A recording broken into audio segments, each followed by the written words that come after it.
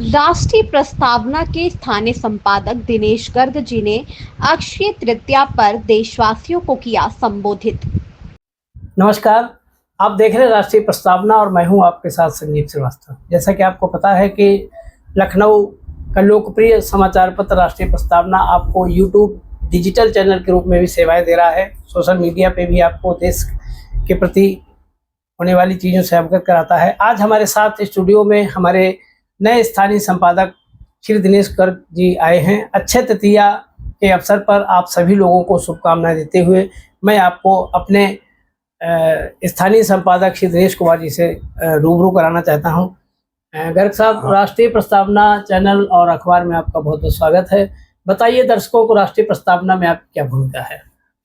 सभी दर्शकों को मेरा नमस्कार। आज अक्षय तृतीया का पावन पर्व है।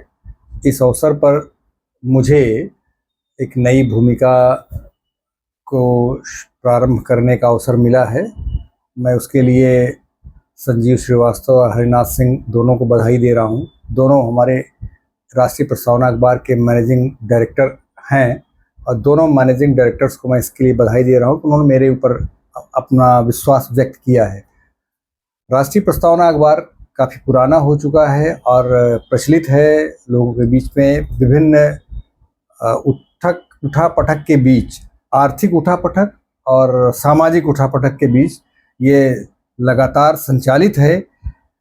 इसके लिए इन दोनों मैनेजिंग डायरेक्टरों ने बड़ी मेहनत की है। इसके लिए दोनों को हार्दिक बधाई।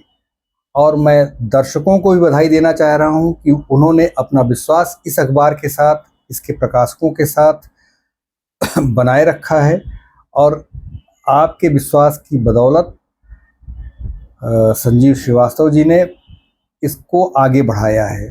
इसको आगे बढ़ाकर इसका डिजिटल चैनल शुरू किया है, इसका यूट्यूब चैनल शुरू किया है और मुझे भी जोड़ा इस काम से, इसको और आगे बढ़ाने के लिए। तो निश्चित रूप से चूँकि मेरा एक पत्रकारिता का बैकग्राउंड रहा है, मैं सरकारी अधिकारी के रूप में भी काम कर चुका हूँ और इलाहाबाद यूनिवर्सिटी की ग्रूमिंग है।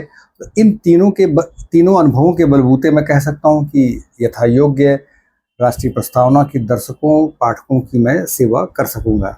मेरा पूरा नाम दिनेश कुमार गर्ग है और मैं पूर्व में इलाहाबाद जनपद का निवासी रहा हूँ।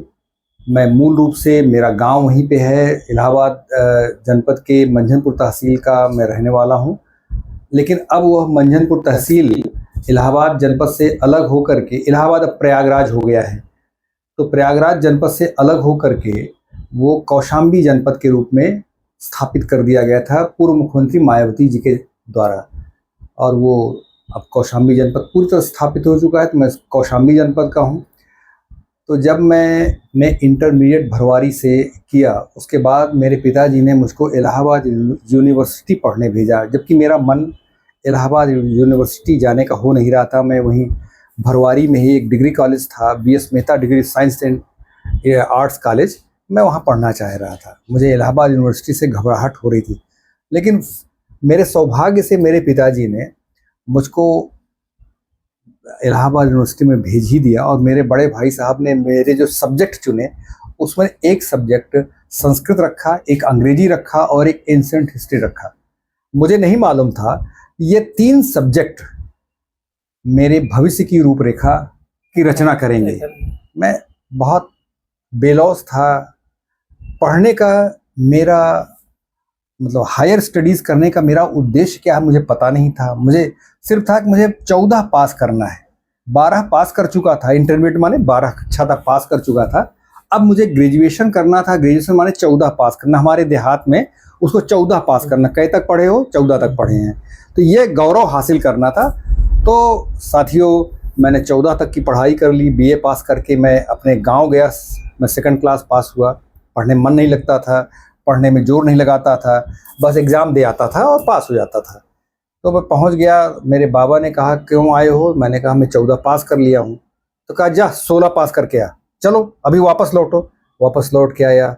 अब मेरे सामने समस्या थी कि मैं 16 किस विषय से पास करूं, क्योंकि 15 और 16 यानी पोस्ट ग्रेजुएशन जो है वो किसी एक सब्जेक्ट से किया जाता है। तो एक सब्जेक्ट के लिए मुझे सब्जेक्ट तय करना था। मेरा एंशिएंट हिस्ट्री में एडमिशन हो नहीं पाया क्योंकि उस समय इलाहाबाद यूनिवर्सिटी में 70% प्लस मार्क्स में एंशिएंट हिस्ट्री डिपार्टमेंट में एडमिशन होते थे। चूँकि मैं 54% था, ओनली गुड सेकंड क्लास था, तो I was denied admission in ancient history department. So I rush to the Sanskrit department. Sanskrit department has also refused to take my admission. मुझे I was forced to go to English department. English एक ऐसी language जिससे मैं हमेशा डरता रहा, लेकिन मेरी नियत, मेरा भाग्य, अंत में मुझे अंग्रेजी डिपार्टमेंट में एडमिशन लेना पड़ा.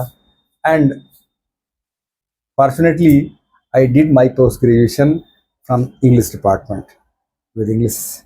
तो साथियों, उसके बाद मैं जॉब की तलाश करने लगा. जॉब की तलाश मुझे नहीं मालूम था कैसे की जाती है, कैसे फॉर्म भरे जाते हैं.